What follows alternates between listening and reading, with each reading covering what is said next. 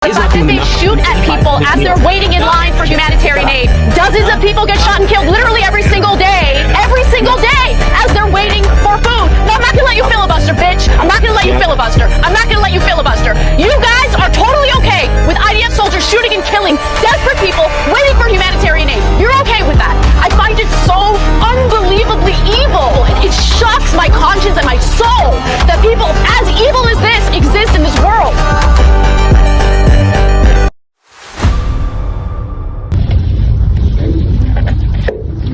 Hello everyone, today I would like to share my storyboard video titled The Issue of Oppression of the Sudanese People. I choose this topic because it's a serious humanitarian issue that deserves more attention. This video is present in a storyboard and blog style where I will explain the situation in Sudan step by step.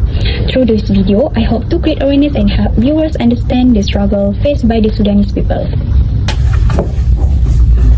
Where is Sudan? Sudan is a country located in Northwest Africa. It's one of the largest countries in the region and has a long and complex history. For many years, Sudan has experienced political instability, international conflict, and civil war. These problems did not happen overnight. They have developed over time and have weakened the country's political and social system. As a result, civilians often become the ones who suffer the most when the violence and instability continue. So, what the factors that contribute to the oppression of Sudanese people? One of the main factors is the ongoing conflict between armed groups fighting for power. Another factor is weak governance, where the government is unable to fully protect its citizens. Economic collapse also plays a role, as poverty increases tension and instability.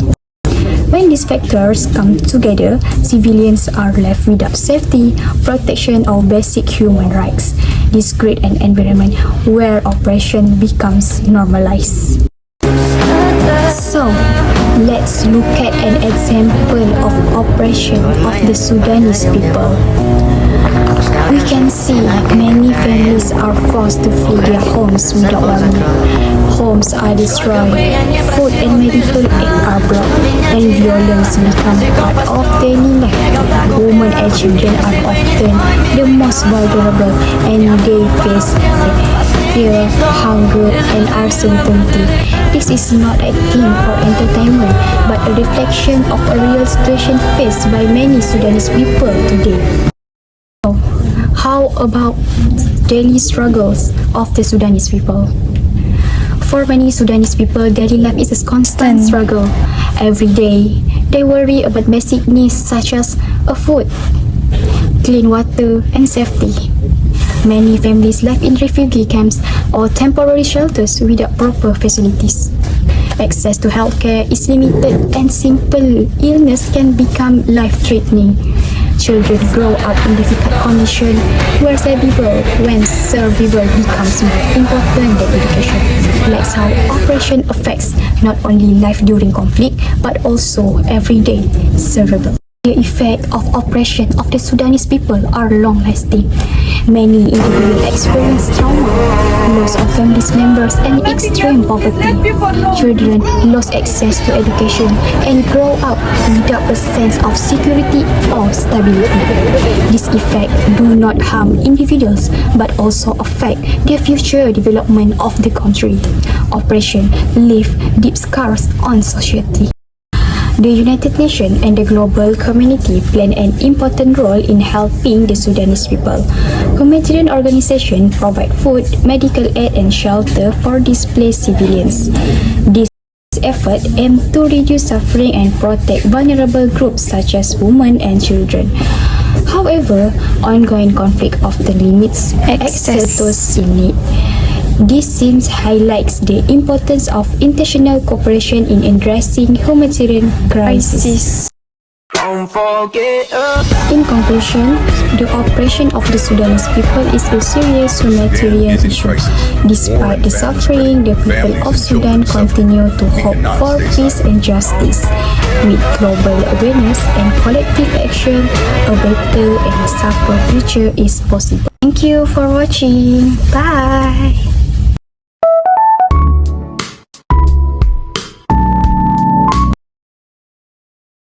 Hello everyone, My name is Shaifa Akira binti Wali SR. So today I will be presenting on the topic Palestinian war issue, which is this is one of the most critical humanitarian issue in the world today. This issue has gained international attention due to its severe impact to civilians, especially women and children. The Palestinian conflict has been ongoing for decades and is rooted in long-standing political and territorial dispute. Over time, repeated conflict and violence have been causes the instability of the region, deeply affecting to the daily life of the Palestinian people. Millions of innocent civilians are affected by this war. Palestinian people have been faced daily struggle such as lacking of clean water, limited electricity, and damaged hospital, and also several food shortages. Access to basic healthcare and essential services are extremely difficult. As a result of this ongoing conflict, many homes has been destroyed, forcing families to flee their home, and children have been grown up with surrounded by fear, violence, and also trauma, which is this will affect a long-term mental health, education, and also their future opportunities.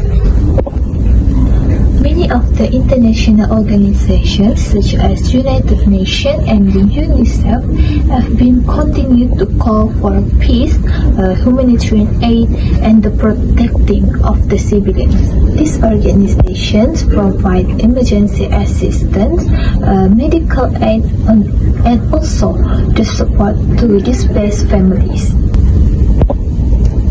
In conclusion, the Palestinian war issue is not just a political conflict, but it is a humanitarian tragedy that demands global attention. It highlights the importance of the human right, justice, and also global unity. As a global citizen, we should remain aware, compassionate, and supportive for those who continue to suffer due to this conflict.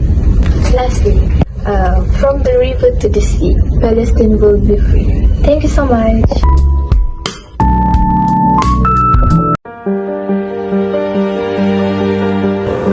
The next one is a global humanitarian issue that is often ignored, which is the ethnic cleansing of Uyghur Muslims in Xinjiang, China.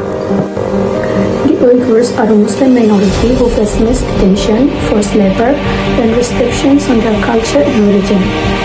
There are many reports that shows Uyghurs are placed in re-education camps without trial simply because of their identity. Most are destroyed, families are separated, and their freedom to practice Islam is taken away. This is not just a local issue, it is a violation of basic human rights that concerns the entire world.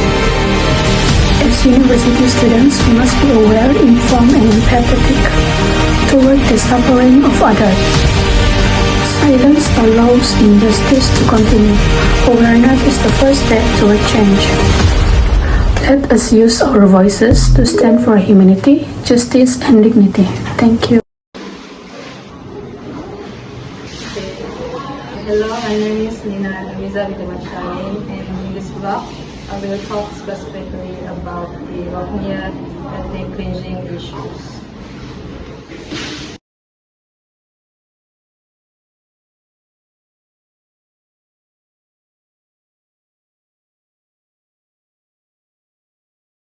The Rohingya people are a stateless Indo-Aryan ethno-linguistic who are predominantly follow Islam from the Rakhine State, Myanmar, or formerly known as Burma. For the Rohingya genocide, over 740,000 have fled from Bangladesh, but an estimate of 1.4 million have fled mainly in Bangladesh. But The Rohingya refugees are denied citizenship based on the 1982 Myanmar nationality law. Ever since 2012 up until 2017, the official military of Myanmar have involved in killing several violence, village burning that caused hundreds and thousands of Rohingya have fled from their home, mainly to Bangladesh and also other countries like Malaysia, Indonesia, and Thailand. Not only that, thousands of Rohingya refugees have fled and began flooding the beaches, paddy field in southern Bangladesh in August 2017. Children are mostly the one who caught the people's attention, equal to 60% of them. 8 years later, more than half of them are living in exile away from their home country. The Rohingya rely entirely on humanitarian assistance for protection, food, water, shelter, and health. The Rohingya crisis is considered one of the world's most severe humanitarian emergencies involving issues of human rights, stateless, refugee protection, and regional stability. Without the global efforts, the crisis will remain unresolved and continue to affect regional and global stability.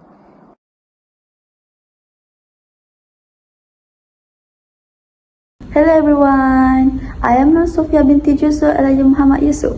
Today, I'm going to talk about global humanitarian issues. For my subtopics, I will focus on human rights in South Africa. As we know, women out there still face serious challenges in their daily life. Even today, one of the biggest human rights issues in South Africa is gender-based violence. We can see that many women feel unsafe walking home at night or using public transport. Also, in some cases, many women experience abuse from their partners and afraid to report it because they fear the judgment and do not trust the legal system. Besides safety, women also face major challenges when it comes to earning a living. We can see it in the workplace, which is women often earn less than men even they both are doing the same job. For example, a woman and a man may work at the same position, but the woman achieve a lower salary than men. Furthermore, in rural areas, there are so many of them only have access to low-paying jobs like domestic work or informal trading, which is make it more difficult for them to support their families. These challenges not only start at work, but they start from the younger age. Some of the girls in rural areas have to walk a long distances to school, which is make many of them end up dropping out their school early. When it comes to healthcare, there are so many women struggle to access the clinic, especially for reproductive health service. For example, we can see a pregnant woman in remote communities may not receive a regular medical checkup. When opportunities like education are limited, cultural pressure can make things even harder. In some communities, the girls face the pressure to marry at a young age instead of continuing their education. For example, a teenager girl may want to finish her school, but her family expects her to get married so that she can help to support the household. This thing can limit her independence and the future opportunities. This pressure will never get enough, and it doesn't just stop at home.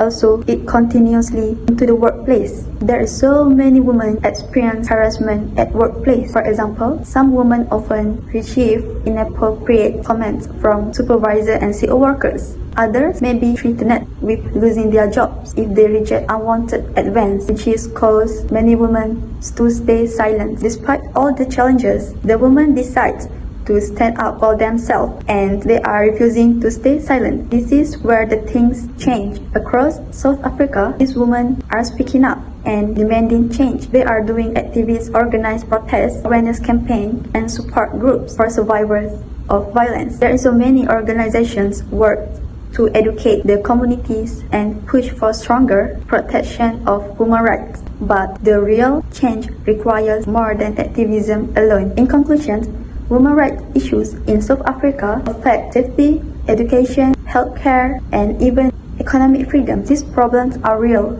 and it